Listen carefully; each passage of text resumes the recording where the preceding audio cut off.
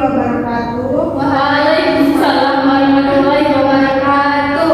Selamat pagi anak-anak. Pagi Bu. Gimana kabarnya?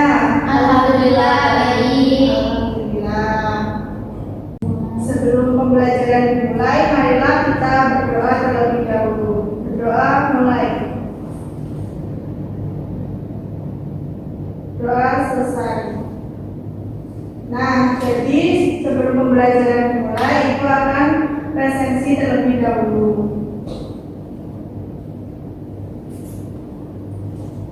Asya, Hadir. Naswa, Hadir. ada teman kalian yang nggak hadir? Ada Bu. Ada yang sakit, ada yang izin, ada yang apa? Oke, baik.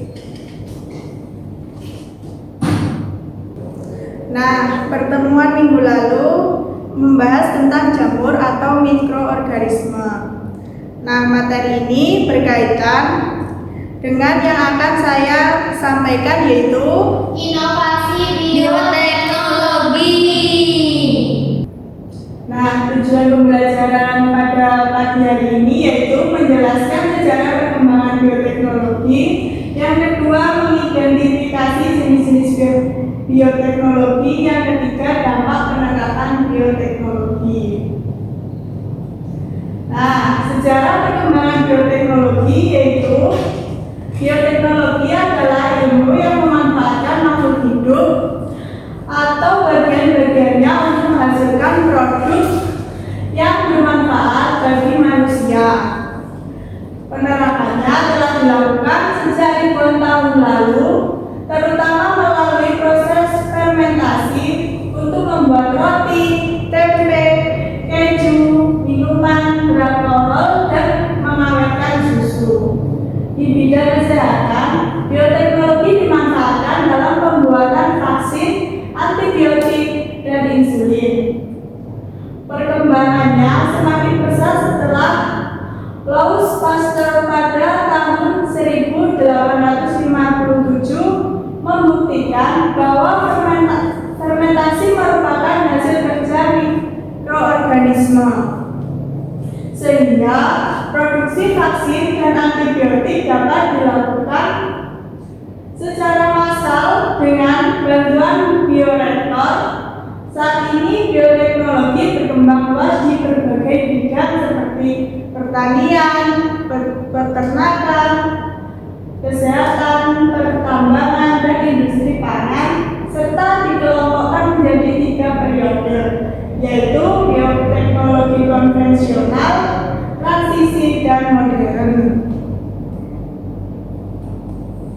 Yang pertama, periode bioteknologi konvensional sebelum abad ke-15 Masehi. Bioteknologi konvensional merupakan tahap awal perkembangan bioteknologi yang memanfaatkan proses alam tanpa teknologi modern. Pada periode ini, manusia mulai melakukan pemuliaan tanaman dengan memilih tanaman yang memiliki hasil panen tinggi dan lebih tahan terhadap lingkungan. Selain itu, fermentasi telah digunakan sejak ribuan tahun lalu untuk menghasilkan roti, bir, dan anggur dengan bantuan mikroorganisme seperti ragi. Masyarakat juga memanfaatkan tumbuhan obat sebagai pengobatan alami berbagai penyakit serta menerapkan teknik pertanian seperti penggunaan pupuk organik dan sistem irigasi untuk meningkatkan hasil pertanian. Yang kedua, periode bioteknologi ilmiah sebelum abad ke-15 sampai ke-20 Masehi. Periode bioteknologi ilmiah ditandai dengan penggunaan metode ilmiah dan berbagai penemuan penting yang menjadi dasar perkembangan bioteknologi modern. Penemuan mikroskop oleh Anthony van Leeuwenhoek memungkinkan pengamatan mikroorganisme, sedangkan Robert Koch mengembangkan konsep sel. Louis Pasteur membuktikan peran mikro dalam fermentasi dan penyakit serta mengembangkan pasteurisasi dan vaksin. Gregor Mendel menemukan prinsip pewarisan sifat yang menjadi dasar ilmu genetika. Selanjutnya, penemuan struktur DNA oleh James Watson dan Francis Crick pada tahun 1953 serta berkembangnya rekayasa genetika pada tahun 1970 sampai 1980-an membuka jalan bagi penerapan bioteknologi di bidang pertanian, kesehatan, dan industri. Yang ketiga, periode bioteknologi modern abad ke-20 Masehi sampai sekarang. Periode bioteknologi modern ditandai dengan perkembangan pesat dalam teknologi dan aplikasi biologi molekuler serta rekayasa genetika. Beberapa peristiwa penting dalam perkembangan bioteknologi modern yaitu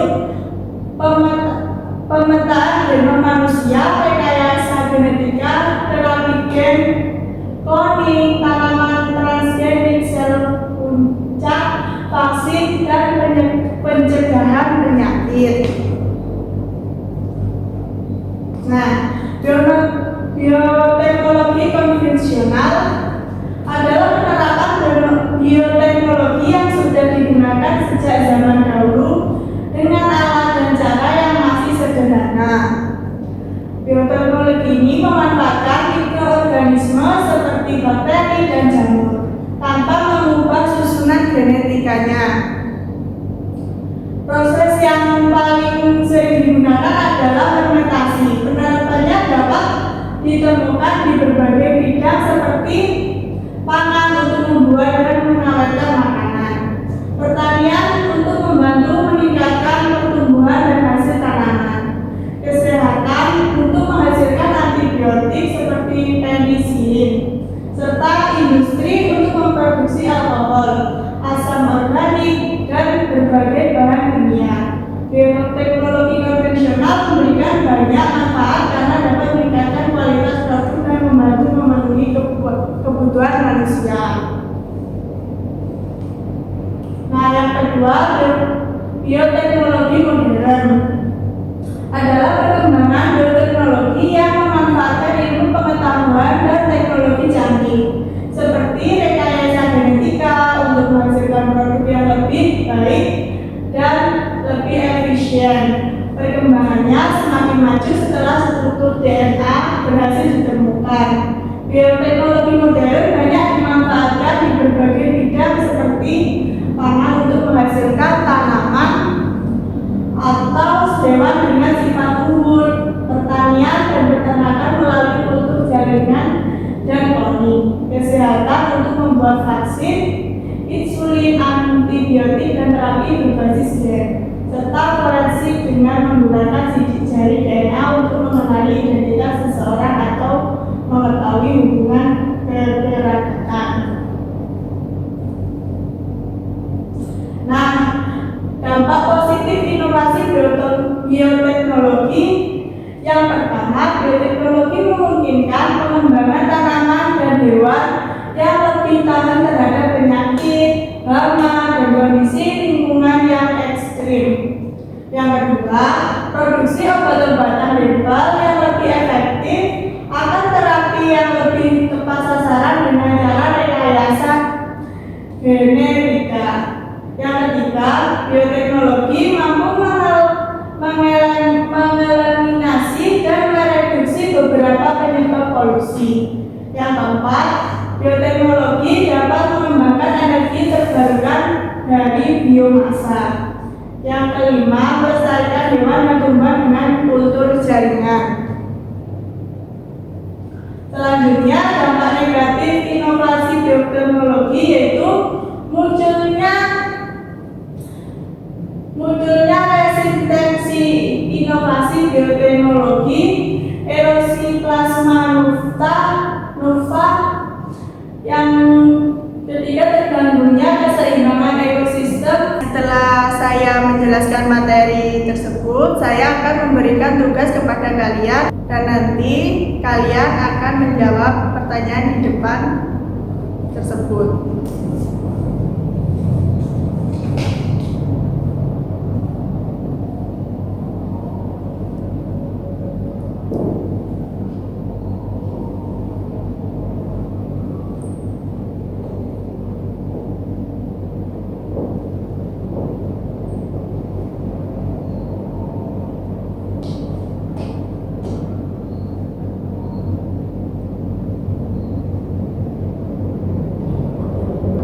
Nah, sekarang kalian bisa menjawab pertanyaan yang ada di papan tulis. Siapa yang mau menjawab nomor 1? Saya.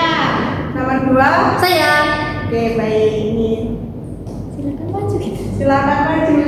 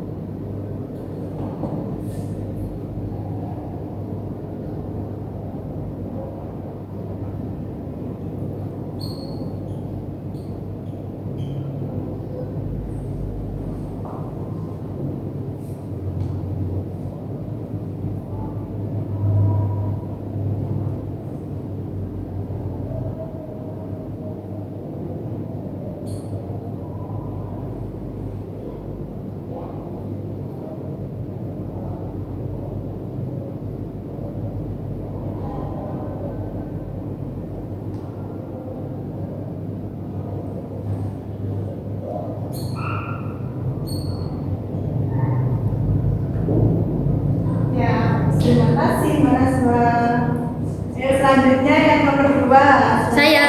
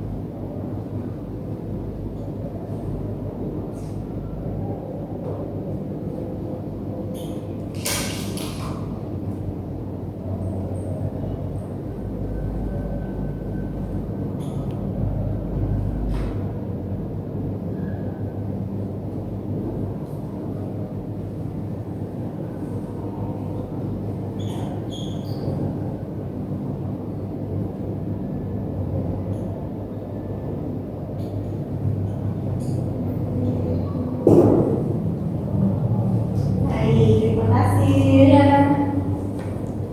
Tepuk tangan anak-anak. Soalnya semua nggak ada yang salah, semua benar. Nah, terima kasih pendapatnya. Kali ini pembelajaran sudah selesai. Kurang lebihnya mohon maaf. Wassalamualaikum warahmatullahi wabarakatuh. Waalaikumsalam.